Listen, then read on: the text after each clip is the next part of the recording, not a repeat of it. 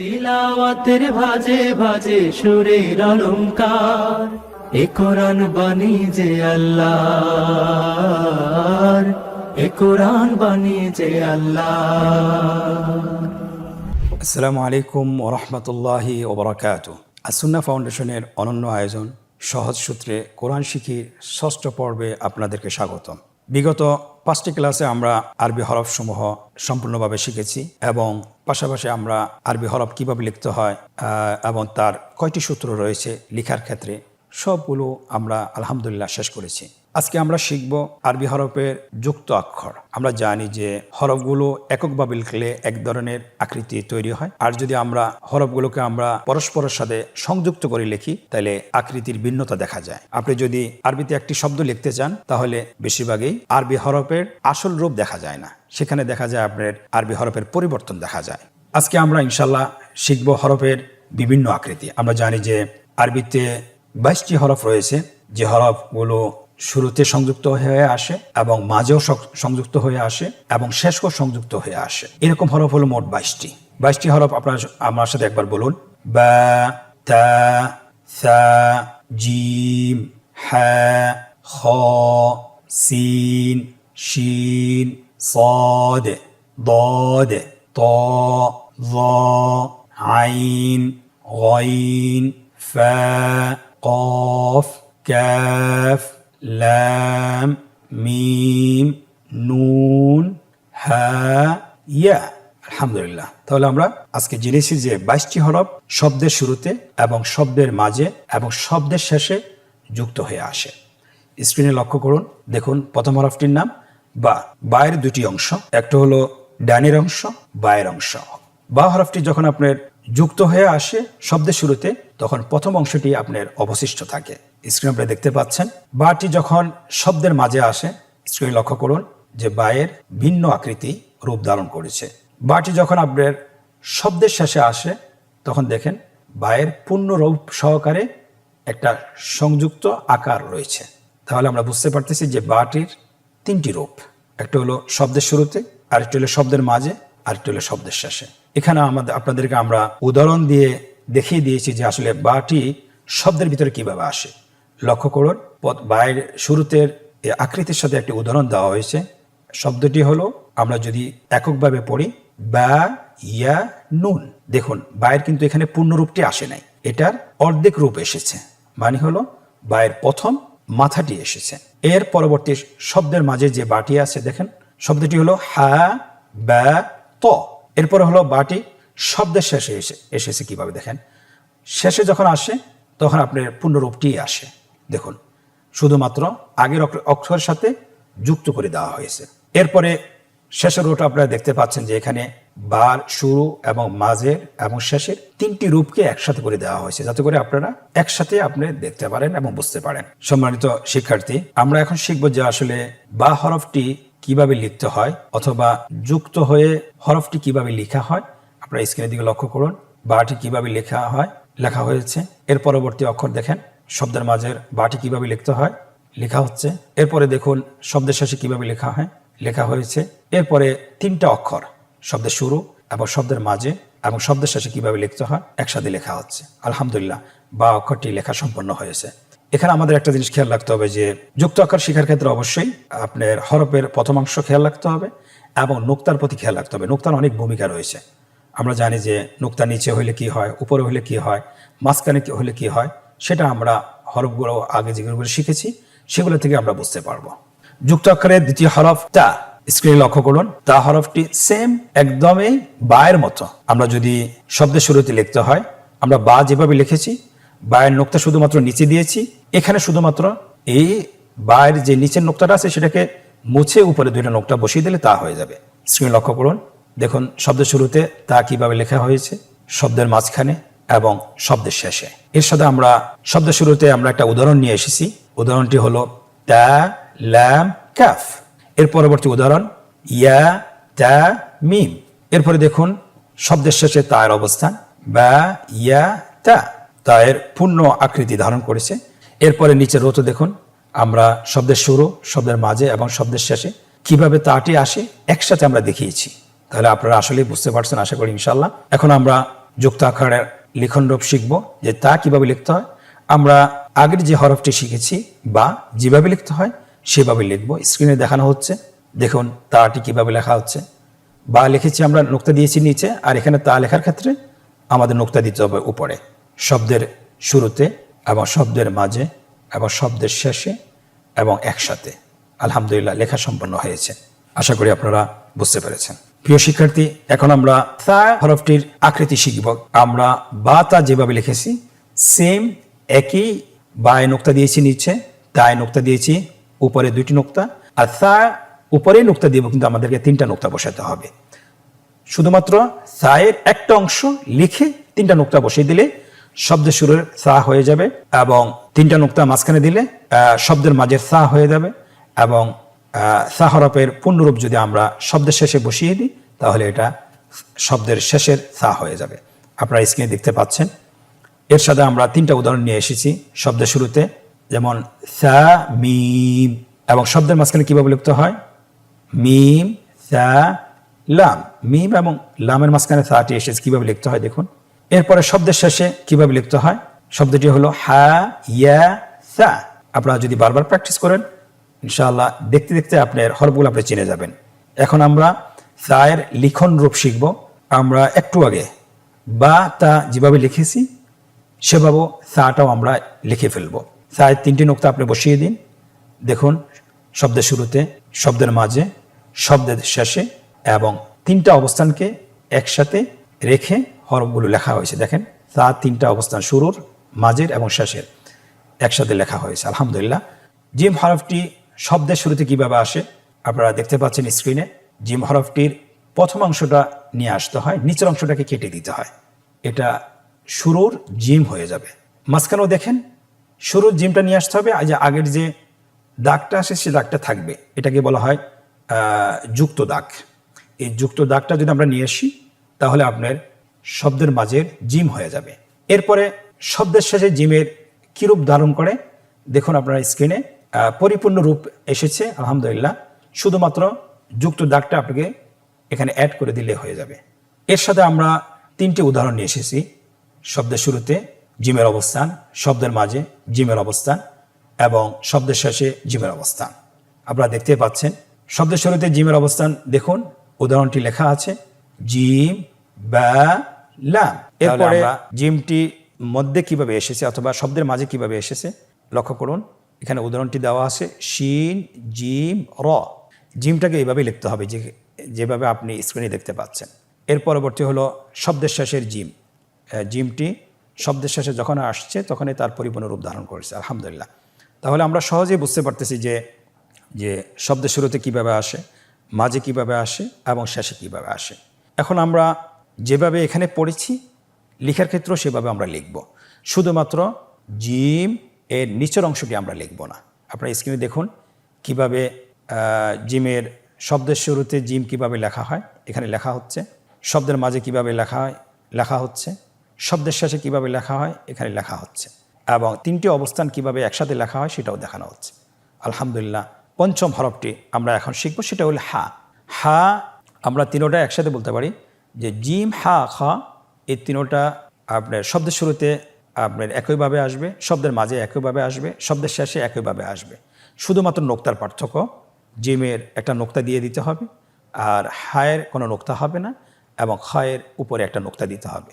তাহলে 3টি রূপ আমরা একসাথেই শিখতে পারবো সহজে। আপনারা দেখতে পাচ্ছেন এখানে হায়ের 3টা উদাহরণ দেওয়া হয়েছে। শব্দের শুরুর অবস্থানটা কিভাবে হয়, হা দাল র। এটা হাটা শব্দের শুরুতে এসেছে। দ্বিতীয় উদাহরণ তা হা ত। দেখেন শব্দের মাঝখানে হায়ের অবস্থান, এটা আপনারা বুঝতেই পারতেছেন। এর পরবর্তী উদাহরণ ফা তা হা। দেখেন হায়ের অবস্থান শব্দের শেষে। খুবই সহজ, শুধুমাত্র আপনি যদি প্র্যাকটিস করুন তাহলে আপনার জন্য সহজ হবে, চিনতেও সহজ হবে এবং পড়তেও সহজ হবে ইনশাআল্লাহ।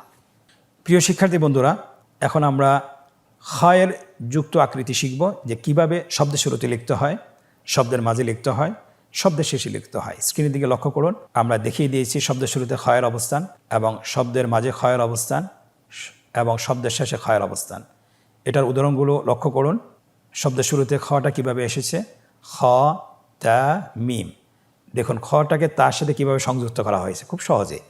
দ্বিতীয় অবস্থান শব্দের মাঝে ফা খ দাল। তৃতীয় অবস্থান শব্দের শেষে শিন ইয়া খ।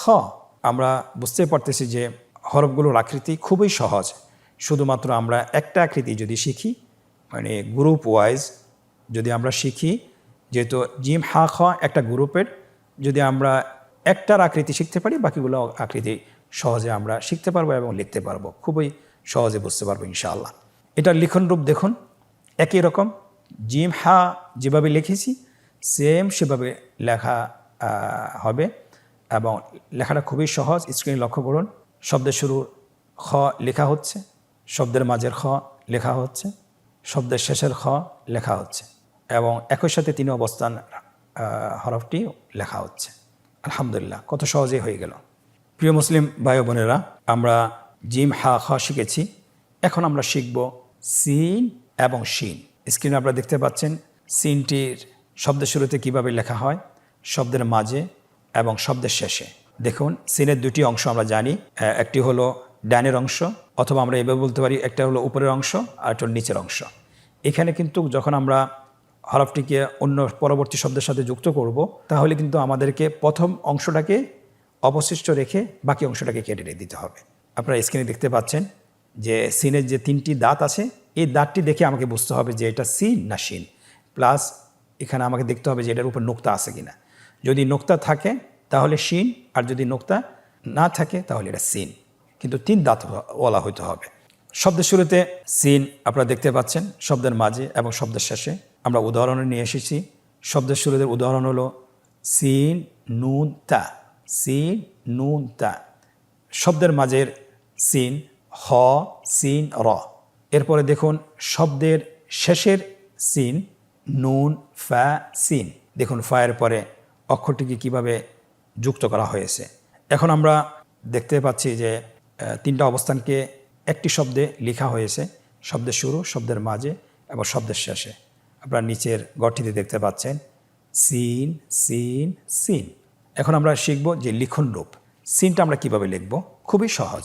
শুধুমাত্র আপনি শুরুতে লিখলেও তিনটে দাঁত থাকবে, আপনি যদি মাঝেও লেখেন তিনটি দাঁত থাকবে, আর শেষে লিখলে পরিপূর্ণ রূপ ধারণ করবে, খুবই সহজ। আপনি স্ক্রিনে দেখুন, শব্দের শুরুতে লেখা হচ্ছে, শব্দের মাঝে লেখা হচ্ছে, শব্দের শেষে লেখা হচ্ছে এবং তিনোটা একসাথে লেখা হচ্ছে। আলহামদুলিল্লাহ। সিন গ্রুপের আরেকটি হরফ হলো শিন। এতক্ষণ আমরা সিনের যে আলোচনা করেছি নোক্তা ছাড়া, আর এখন যে শিনের আলোচনা করব নোক্তা সহ। তার মানে কি, তার অর্থ হলো যে সিন এবং শিন দেখতে একই রকম। এটা যখন শব্দের শুরুতে আসবে, শব্দের মাঝে আসবে, শব্দের শেষে আসবে, দেখতে একই রকম, শুধুমাত্র নোক্তার পার্থক্য রয়েছে। সিনের উপরে তিনটা নোক্তা থাকবে না, কিন্তু শিনের উপর তিনটা নোক্তা থাকবে। আপনারা স্ক্রিনের দিকে লক্ষ্য করুন, শিনটি শব্দের শুরুতে কীভাবে আসছে, শব্দের মাঝে, শব্দের শেষে। উদাহরণটি দেখুন, শব্দের শুরুতে শিন হা দাল, শব্দের মাঝে আইন শিন র, শব্দের শেষে বা ত শিন। শিনটাকে শব্দের শেষে যুক্ত করা হয়েছে কীভাবে। শেষের লাইনে দেখুন তিনটি অবস্থানকে একই শব্দে লেখা হয়েছে, শিন শিন শিন। আমরা এখন শিনের লিখন রূপ শিখব। যেভাবে সিনের লিখন রূপ শিখেছি একইভাবে শিনের লিখন রূপ শিখব। পার্থক্য হলো শুধু নোক্তার। দেখুন তিনটি দাঁত শব্দের শুরুতে কিভাবে লেখা হচ্ছে, তিনটি দাঁতওয়ালা শিন, উপরে তিনটা নোক্তা আছে। শব্দের মাঝে কিভাবে লেখা হচ্ছে, শব্দের শেষে কিভাবে লেখা হচ্ছে, এবং তিনটে অবস্থান একই শব্দে লেখা হচ্ছে। দেখেন শিন শিন শিন, শব্দের শুরুতেও সংযুক্ত হয়ে এসেছে, মাঝেও সংযুক্ত হয়ে এসেছে এবং শেষও সংযুক্ত হয়েছে। আশা করি আলহামদুলিল্লাহ আপনারা আকৃতি শিখতে পেরেছেন। প্রিয় শিক্ষার্থীবৃন্দ, আরবি হরফের আরেকটি গ্রুপ হলো সদ দদ। সদ দদ শব্দের শুরুতে কীভাবে আসে আমরা জানি। সদের দুটি অংশ, একটা হলো ডানের অংশ, আরটা হলো বায়ের অংশ। ডানের অংশটি উপরে, বায়ের অংশটি নিচে। শব্দের শুরুতে অথবা শেষে যদি যুক্ত করতে হয়, নিচের অংশটিকে আপনি কেটে দিতে হয়, শুধুমাত্র ডানের অংশটিকে অবশিষ্ট রাখতে হয়। স্ক্রিনে আপনারা লক্ষ্য করুন সদটি শব্দের শুরুতে কীভাবে লেখা হয়, সদ মাঝখানে এবং শেষে, শব্দের শেষে। আমরা শব্দের শুরুতে সদ কীভাবে যুক্ত হয় আপনারা উদাহরণটি দেখলে বুঝতে পারবেন। উদাহরণটি হলো সদ মিম। শব্দের মাঝের সদ কিভাবে লিখতে হয় আপনারা স্ক্রিনে দেখুন। উদাহরণটি দেওয়া আছে, মিম সদ র। শব্দের শেষে সদের অবস্থান, উদাহরণটি লক্ষ্য করুন, নুন কফ সদ। আলহামদুলিল্লাহ, খুব সহজেই হরফের শুরুর অবস্থান এবং মাঝের অবস্থান এবং শেষের অবস্থান দেখানো হয়েছে। লিখনরূপ খুব সহজ। লিখনরূপ আমরা যেভাবে দেখিয়েছি সেভাবে লিখতে হবে। সদের প্রথম অংশটাকে রেখে অবশিষ্ট রেখে দ্বিতীয় অংশটিকে কেটে দিতে হবে। তাহলে শব্দের শুরুর সদ কীভাবে লেখা হচ্ছে, শব্দের মাঝের সদ লেখা হচ্ছে, শব্দের শেষের সদ লেখা হচ্ছে এবং তিনটি অবস্থান একই শব্দে লেখা হচ্ছে। দেখুন, সদ সদ সদ। এই গ্রুপের আরেকটি হরফ সেটা হলো দত। আমরা বলেছি সদ দত শব্দের শুরুতে একই রকম আসে, শব্দের মাঝে এবং শব্দের শেষে দেখতে একই রকম, শুধুমাত্র নোক্তার পার্থক্য। আপনি সদের উপর কোনো নোক্তা নেই, আপনি দেখতে পাচ্ছেন, শুধুমাত্র সদের উপর একটা নোক্তা বসিয়ে দিলে দদ হয়ে যাবে। শব্দের শুরু এবং শব্দের মাঝের এবং শব্দের শেষের অবস্থান তিনটি আমরা দেখিয়েছি, উদাহরণ সহ নিয়ে এসেছি।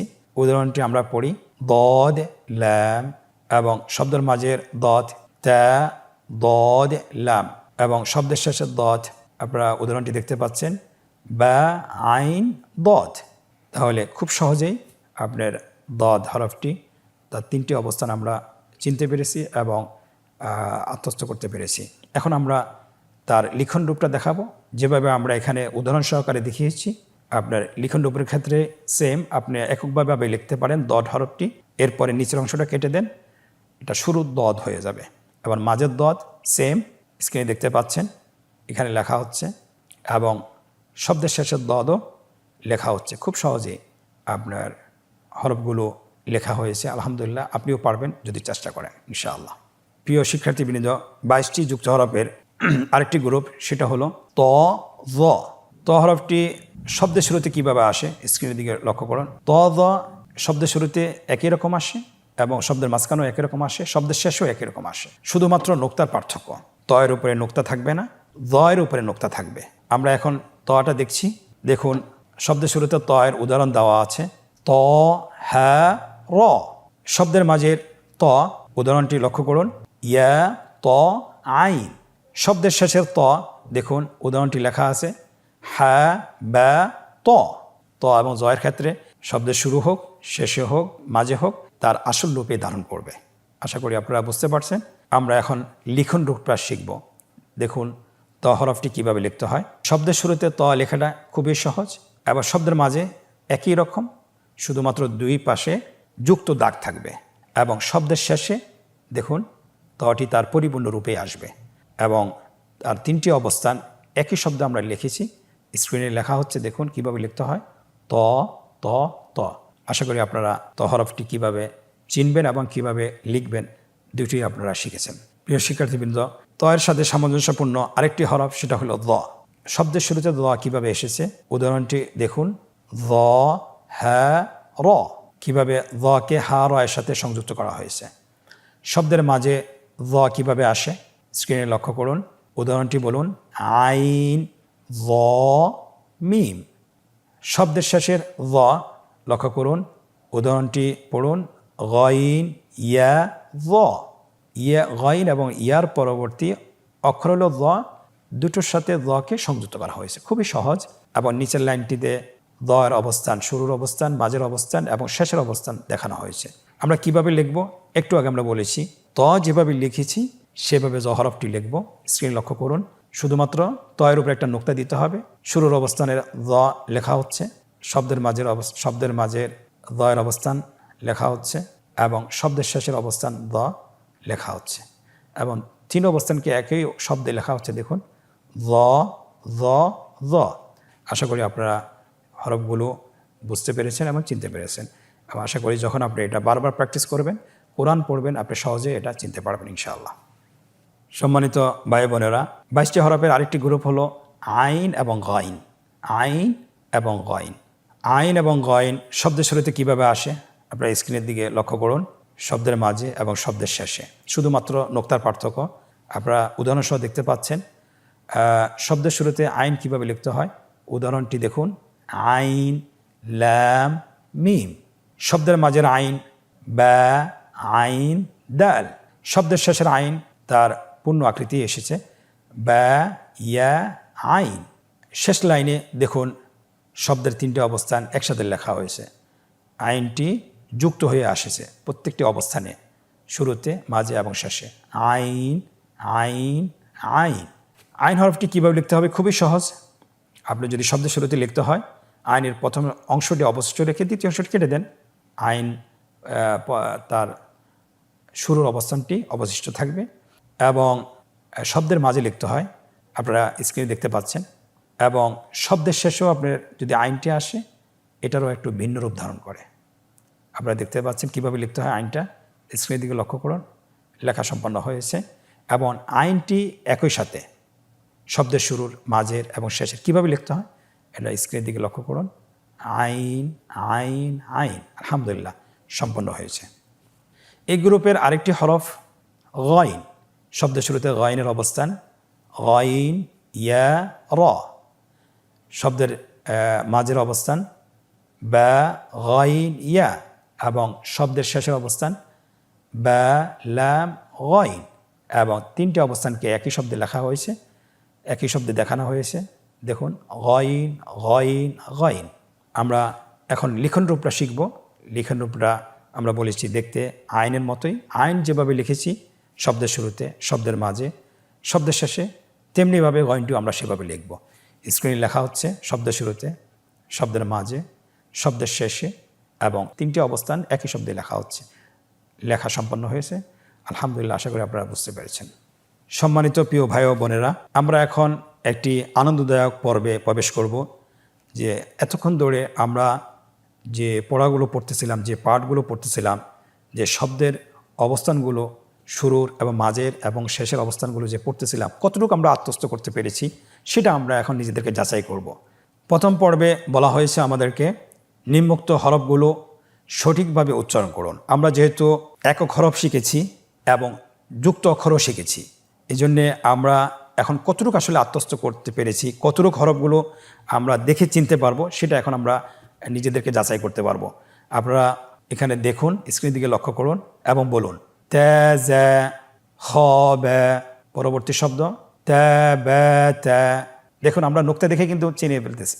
পরবর্তী শব্দ শিন জিম র র বে হ্যা তে হ্যা তে জিম র বে আইন হ্যা صاد ضاد عين غين ظا سين عين فاء نون ثاء باء تاء سين باء حاء طاء باء خاء।